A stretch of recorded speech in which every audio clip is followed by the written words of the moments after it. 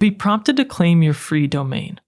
If you see it in your list of to-dos, you can click that here, or you can get back to this area anytime by going to Domains on the left, and you'll see that Claim Domain button here as well. Next, type in the domain name that you want. For my sample site, I'll use Northwind Studio HQ, and then pick an extension in the dropdown.